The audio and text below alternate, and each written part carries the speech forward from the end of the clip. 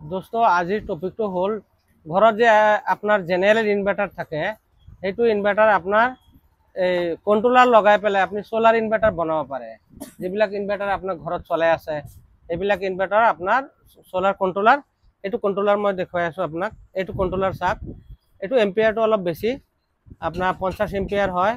এইটো কন্ট্ৰোলাৰ এইটো জেনেৰেল ইনভাৰ্টাৰত কেনেকৈ ফিটিং কৰিব পৰা যায় মই মানে আগতে অলপ ৰেডি ৰাখিছোঁ, ইয়াত ফিটিং কৰি ৰেডি ৰাখিছোঁ, নহ'লে ভিডিঅ'টো অলপ দীঘল হৈ যাব।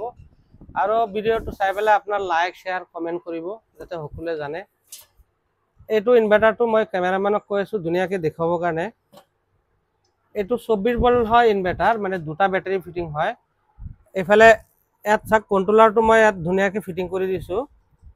এইটো জেনেৰেল ইনভাৰ্টাৰ হয়। এইটো কন্ট্ৰোলাৰটো এই কন্ট্ৰোলাৰটো মই ইয়াত ফিটিং কৰিছোঁ, এই বক্সটো ওলাই পেলাই মানে ইয়াত ফিটিং কৰি দিছোঁ। হা, এইফালে আপোনাৰ বেটাৰী লাইনটো ইফালে আহি গ'ল দুইটা বেটাৰী লাইন আহিলে, মেইন লাইন আহিলে, এইটো মেইন লাইন আহিলে,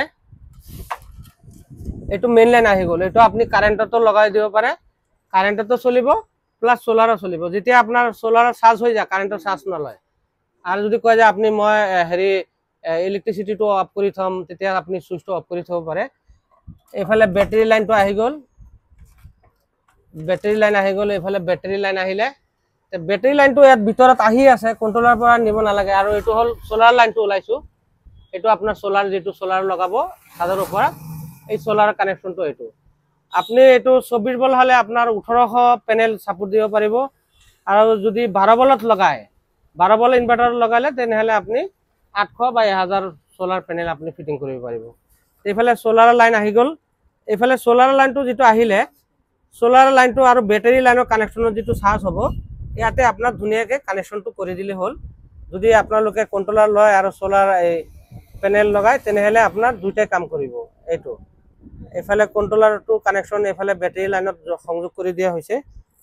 আৰু যিটো ডিছপ্লে থাকে কিমান চাৰ্জ হৈ আছে, কিমান হেৰি হৈ আছে, এইফালে আপোনাৰ যিটো ডিছপ্লেটো এইফালে এখানে শ্ব' কৰিব আপোনাৰ কিমান চাৰ্জ আছে, সোলাৰৰ পৰা কিমান আহি আছে, ইয়াৰ ডিছপ্লেটোত ধুনীয়াকৈ আপোনাক দেখুৱাই দিব।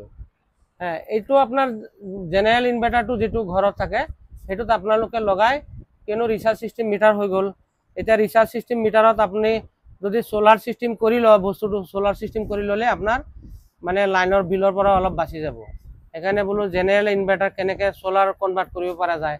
সোলাৰ এটা ইনভাৰ্টাৰ ল'ব গ'লে আপোনাৰ প্ৰায় 12-13 হাজাৰ টকা লাগে, 8 হাজাৰ টকা লাগে। জেনেৰেল ইনভাৰ্টাৰটোত আপুনি এইটো কন্ট্ৰোলাৰটো লগাই দিলে আপোনাৰ সোলাৰ চিষ্টেম হৈ যাব। এইখিনি জনালোঁ।